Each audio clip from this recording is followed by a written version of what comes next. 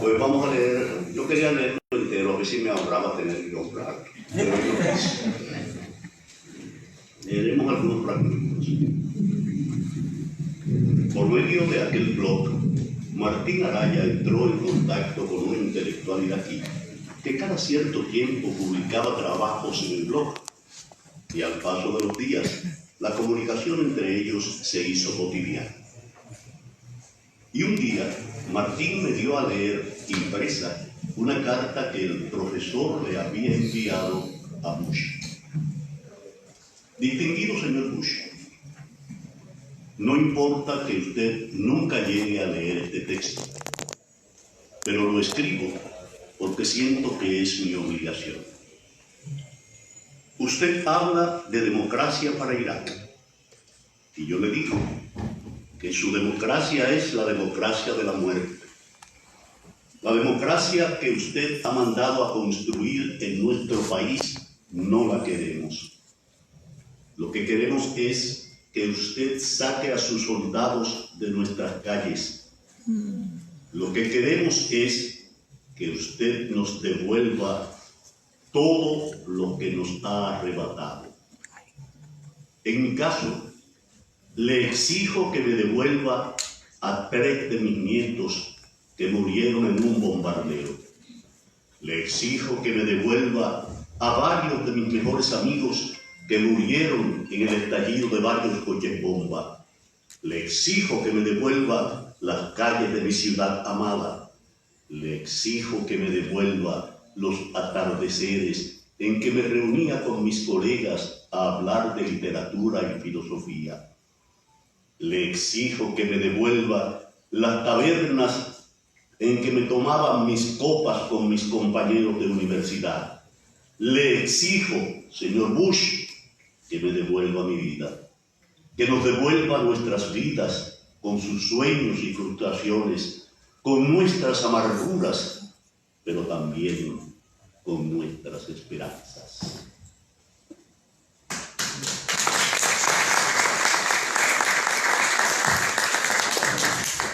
Otro fragmento. Flor se marchaba cuando tuve la sutil delicadeza de invitarla para que se quedara a comer y a beber vino. No tengo compromisos, me quedo, me dijo. Mientras Flor paseaba alrededor del lago que quedaba detrás de la casa y yo colocaba una carne en el barbecue que estaba en la terraza, por primera vez sentí que aquella mujer me atraía poderosamente. No sé qué era lo que tanto me llamaba la atención en ella. Tal vez fuera su estatura y su esbeltez. Tal vez fueran sus ojos marrones que esquivaban las miradas. Tal vez fueran sus manos largas y blancas que a mí me parecían faltas de calor. Tal vez fuera la sensación de que era una mujer abatida por una intensa soledad. Esa tarde almorzamos en la terraza y de repente empezó a atardecer. Bebimos vino tinto y en varias ocasiones brindamos por el pronto retorno de Martín. Estando allí, recibí una llamada de Lupe. Se iba del estado de la Florida tratando de evadir a quienes querían expulsarla del paraíso para retornarla a un país del que había huido con la intención de retomar solo en busca de su familia o en un ataúd. Es Lupe, la mexicana que vivía con nosotros, le dije a Flor. Al decir nosotros, solo quería evitar la confesión de que Lupe dormía todas las noches conmigo, que nos preparaba tacos y enchiladas casi a diario, y que mientras Martín y yo nos sumergíamos en una orgía de copas, mientras que Martín y yo navegábamos en un lago de mosto, ella consumía una caja de cerveza Corona, mexicana al fin. Está huyendo. Hay una orden de deportación en su contra, le informé. Qué pena, se limitó a decir Flor.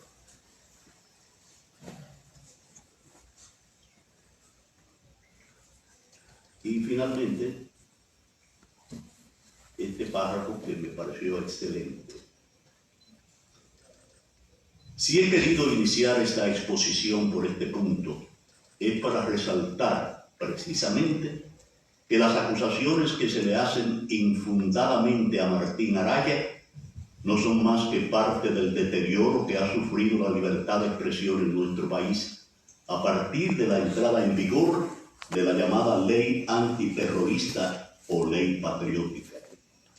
Se ha argumentado de todo para inculpar a este ciudadano, pero está muy claro que su gran pecado, su gran culpa ha sido decir y escribir lo que piensa, lo que cree acerca de un conflicto que a muchos de nosotros nos ha sido indiferente, pero que a él lo ha marcado. Ya los principales imputados han afirmado hasta la saciedad que ellos y solo ellos sabían qué parte del dinero que Nuevo Universo recababa en algunas ocasiones era desviado para la compra de armas para grupos considerados por nuestro país como terroristas.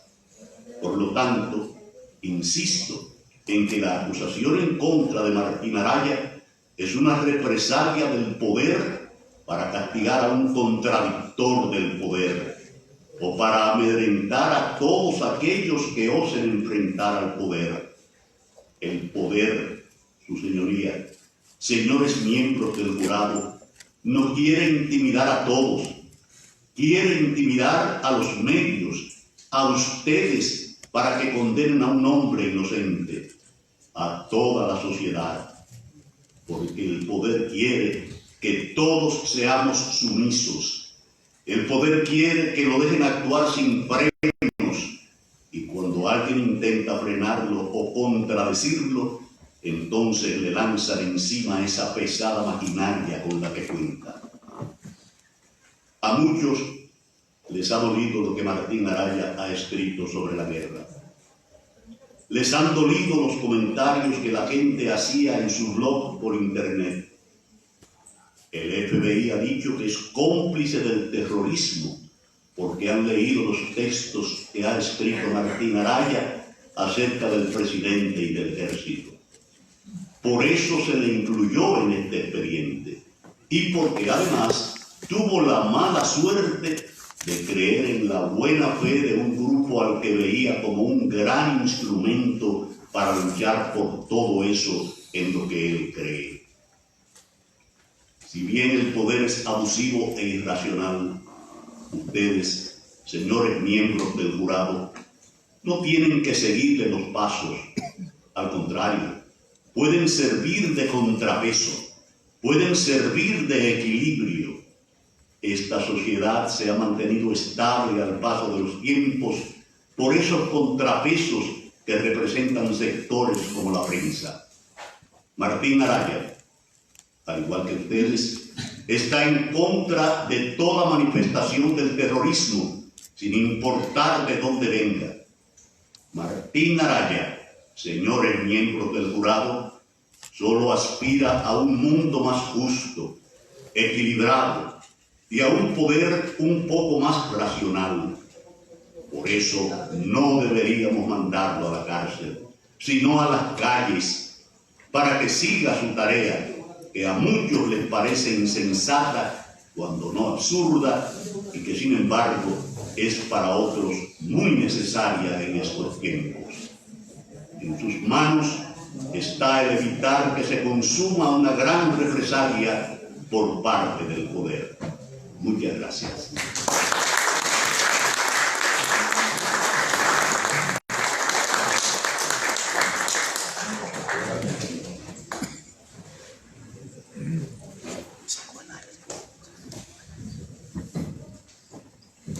Los noté absorto a todos, pero no pueden decir que no estaban avisados. Se le avisó que se abriría una puerta y que tuvieran cuidado.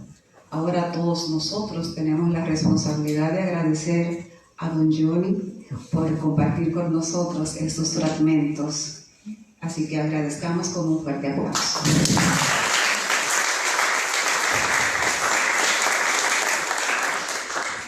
Estimados amigos, ha llegado el momento de que escuchemos las palabras del autor de esta obra, que debe estar... Me hicieron unas observaciones de cambio, y esa señal que la haces porque tiene todo fríamente calculado y tiene una sorpresa para todos ustedes, pero que se ha dejado para el final. Yo sé que él está emocionado por hablar y antes de que tome el micrófono y empiece, permítame compartir con ustedes algunos datos sobre el autor.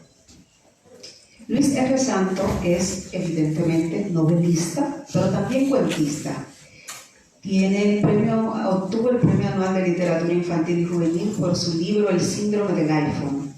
Entre sus obras se destacan Memoria de un hombre solo, Paraíso para perversos, Sinfonía de las cacerolas y Tienes que matar al perro. Ahora sí, señoras y señores, con el aplauso de todos ustedes, recibamos al autor de esta noche que tiene palabras para todos nosotros, don Luis R. Santos.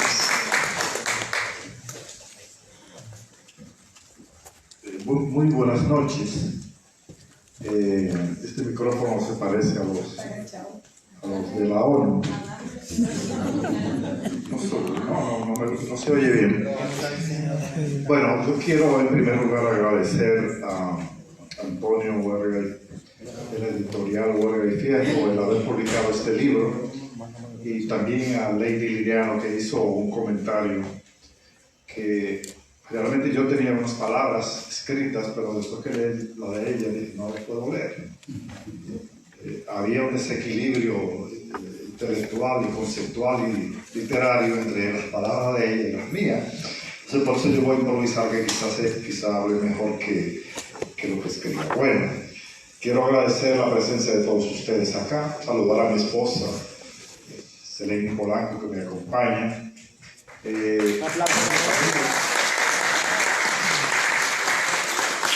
Al señor Antoliano Peralta, que él tiene una mala costumbre, que es de hacerme caso y concurrir a mis invitaciones. Además, sus amigos y escritores, a la gente de la Peña del Boga Boga, está aquí Nazarquén, está Johnny, está Alemán, creo que vi a alguien más por ahí, pero agradezco la presencia de cada uno de ustedes. Y Ciudadano Póstumo es, dentro de mi bibliografía, es un libro bastante extraño porque no trata de temas dominicanos, trata de temas latinoamericanos, trata de temas estadounidenses, de temas que tienen que ver con la política exterior de los Estados Unidos y la política, diríamos, a nivel global. ¿Qué pasó? ¿Por qué yo escribí ese libro? El escritor es una especie de observador de la realidad y tiene sensibilidad por ciertos temas. Entonces yo en esa época ejercía el innoble oficio de inmigrante en los Estados Unidos y viví esa época de 2004, 2008, en que sucedieron muchas cosas en el mundo y principalmente en Estados Unidos. Entonces, yo vi cómo después de los ataques del 11 de septiembre Estados Unidos invade a Irak y en base a las patrañas del poder y comete una gran masacre contra esa civilización. Entonces, quería levantar la voz en contra de esos muertos que a nosotros no nos importan, porque nosotros como latinoamericanos no vivimos esa masacre. Los Estados Unidos apenas le enviaron de regreso a algunos soldados envueltos en el sudario de la fama y de la gloria de la bandera de los Estados Unidos. Pero ¿qué pasaba con todas esas personas que vivían en Irak?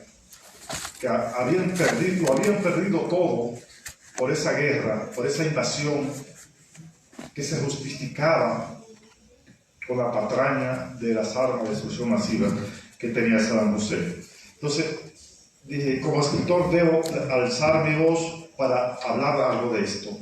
Para eso creé un personaje que se llama Martín Araya.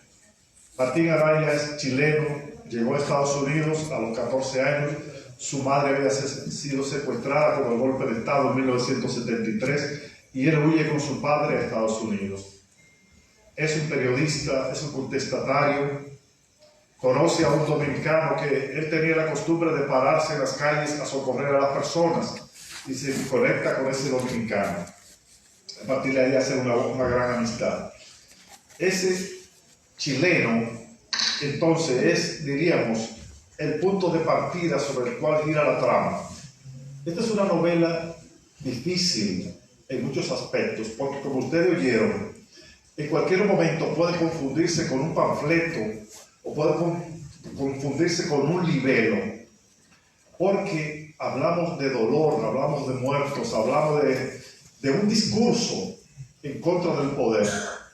Entonces la novela no está exenta de tocar esos temas, pero tiene que hacerlo desde la ficción. Y por eso Martín Araya conoce a dos argentinas, hay una que está enamorada de él, el dominicano que se supone que es la contraparte de Martín Araya, se enamora de ella, ella está enamorada de Martín, y nadie sabe por qué Martín Araya no está interesado por las mujeres, porque tampoco es homosexual. Entonces, esa novela complicada, hay que irle creando una serie de historias a través de la imaginación, para que cuando un lector que me conceda el placer, el honor de leerla, no sienta que está leyendo un panfleto, como yo dije, o algo que es meramente una denuncia. La literatura no está para hacer denuncias. La literatura está para crear belleza a través de la palabra, para contar historia. Pero eso no quita que a través de la ficción se pueda denunciar. Hay que saber hacerlo. Hay que saber crear historias que realmente contengan elementos atractivos para el lector.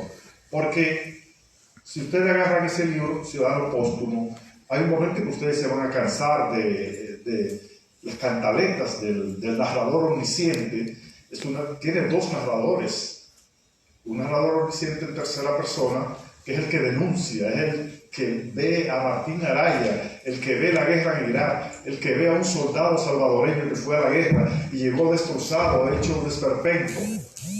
Entonces, hay otro narrador en primera persona que hace un equilibrio, es relajado, habla de vino, habla de enamorarse, tiene una mexicana, habla de las parrillas, habla de muchísimas cosas que enriquecen el texto, que no lo convierten en un espacio de masacre permanente del libro, un libro extremadamente manchado de tinta. Entonces, por eso tenemos un vino aquí, porque el libro está atravesado por el vino. Los protagonistas beben vino. Se habla de vinos, de diferentes tipos de vino.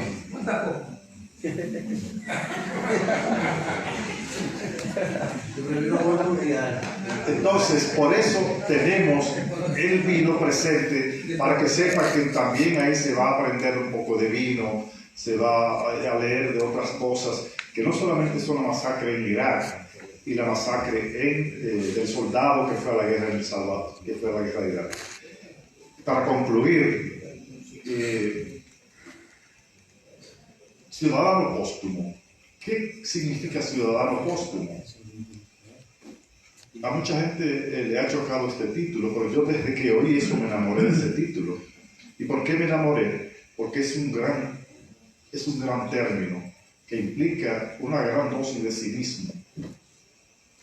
Esas cosas que solamente al poder se les ocurren, o se le ocurren. Hay un soldado que fue a la guerra en Irak. Él llegó huyendo del Salvador cuando tenía con sus padres que fueron refugiados a través de un TPS, que es un sistema de protección temporal, por diversos motivos. Entonces, él no tenía residencia, estaba protegido por el TPS. Entonces, conoció a una chica mexicana que lo conquistó para enrolarlo en el ejército y le prometieron que le iban a dar la ciudadanía tan pronto fuera a la guerra. Entonces, pero inmediatamente a los 15 de llegar, estalló un coche bomba y lo convirtió en un esperpento, en un ser humano sin piernas, sin brazos, y solamente con el tronco y un solo ojo. Entonces, se hizo una ceremonia para entregarle la ciudadanía después que llegó destrozado a Irak. Y el colmo del cinismo fue cuando en Nueva York se juntó parte del Congreso y de la élite política para entregarle a un dominicano su ciudadanía póstuma. Lo mataron en Irak. Cuando llegó a Nueva York, le entregaron un certificado de ciudadanía a su esposa. La esposa dominicana tenía 22 años y andaba con un niño en brazos. Y ella dijo delante de las autoridades, esto era lo que él quería y por fin lo logró. Muchas gracias y buenas noches.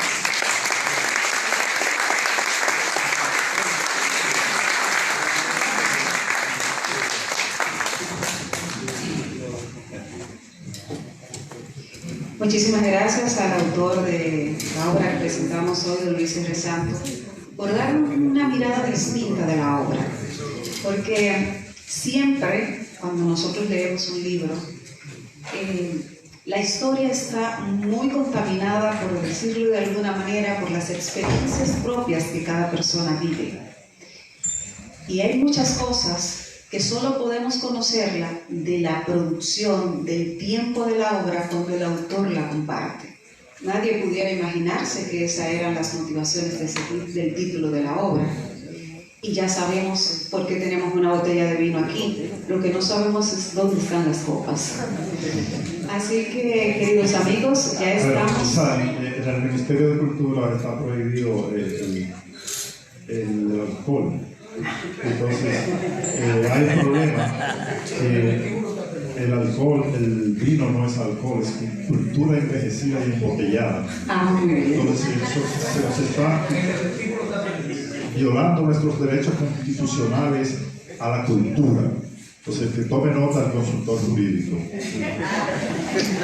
Hay un detalle importante que resaltar aquí, que no lo hemos mencionado en el desarrollo de este programa. Don Luis R. Santos se encuentra con nosotros en su condición de autor, pero ahora habló en su condición de viceministro de Cultura. Tomen nota. Señoras y señores, estamos llegando casi al final de esta presentación y el autor tiene preparada una sorpresa para todos nosotros. Les dije al principio que habían elementos sobre la historia que iban a ir narrando lo que iba a suceder aquí. Ya sabemos lo del vino. ¿Y esto? ¿Qué significa? ¿Qué significa este atril? Bueno, señoras y señores, eso da como música, eso da como canción, ¿verdad? Y quiero que sepan que este libro no solamente ha motivado a una editorial internacional a que lo publiquen y la convocatoria de ustedes aquí, también ha motivado una canción. Oigan, y la canción lleva por título El Titiritero, que es de la autoría de, y también canta, ¿verdad?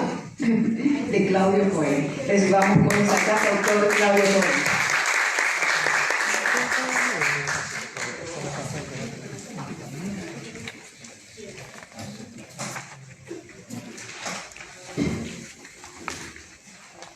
Me gustaría que guardaran 3 partituras, 3 letras para la mesa principal, porque el autor del libro no conoce la canción.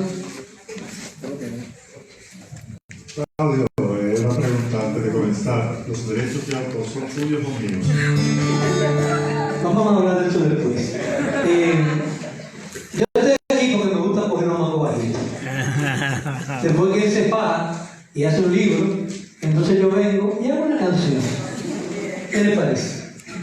Pero ¿qué sucede? Que ese mango no estaba nada bajito. Y tuve que subirme al cojullito para poder extraer una canción que hablara de la historia sin contar los pormenores. Porque ya la novela ya la escribió nuestro querido Luis Santos. Debo testimoniar 2 cosas. Uno, agradecer a María del Carmen, que estuvo conmigo intelectualmente en el análisis del libro. Vamos a buscar el libro. María del Carmen, gracias. Además de que ella admira a Luis. Ya lo sabe. Y lo segundo es que quiero felicitar a Luis, a nuestro viceministro, a Luis Santos, por la tremenda obra que ha puesto a circular el día de hoy. El novelista, el viceministro no escribe novelas, es el autor. Y el coro dice: titiritero, titiritero, titiritero, no lo oigo, titiritero, titiritero. porque me dio mucho trabajo encontrar cómo entrar en la canción. Entonces me di cuenta que lo que subyace detrás de Martín, de Montoya, de Daniel, de todos los personajes de la obra que sufren una tragedia, es el poder. Y el poder, quien lo ejerce, es el titiritero. Los demás son sus marionetas. Titiritero, titiritero, titiritero, titiritero.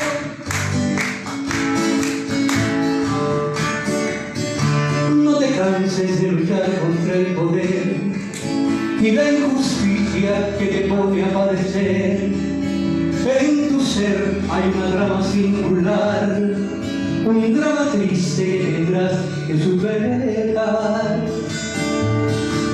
El verdadero terrorista es el poder, titiritero de quien tú eres marioneta, ilusionada con vencer en una treta que no es tuya pero debes defender. Pero callar no es otra forma de vivir, y combatir es la esperanza de tu ser. Más allá del dolor de ver morir lo más amado sin que puedas entender, titiritero que decide los destinos de perder a quien ama sin motivo, titiritero, la guerra ajena que devuelve un milagro, la guerra ajena que devuelve mirados y el dolor del inmigrante degollado. De nada sirve que el nombre ciudadano derribado en el tablero mueve las piezas del cruel titiritero que te honra cuando ya estás inmolado. Titiritero, te doy destino, es la navaja con que vuelves los destinos. Titiritero, un día los hilos por tu garganta sangrarán tus desatinos. Titiritero, de doble filo, así es la historia del rebaño humanidad. Titiritero, muere los hilos por el poder y con la daga del dinero. Titiritero, conmigo. Titiritero, titiritero, algún día llegará. Cante. Titiritero, La navaja tu garganta, titiritero, otra historia contará de una mejor humanidad. Titiritero, no suene. titiritero, titiritero, Mis santos regalarán, titiritero, un libro a su día, titiritero, para que lo lea, titiritero, porque ella es inmigrante, titiritero.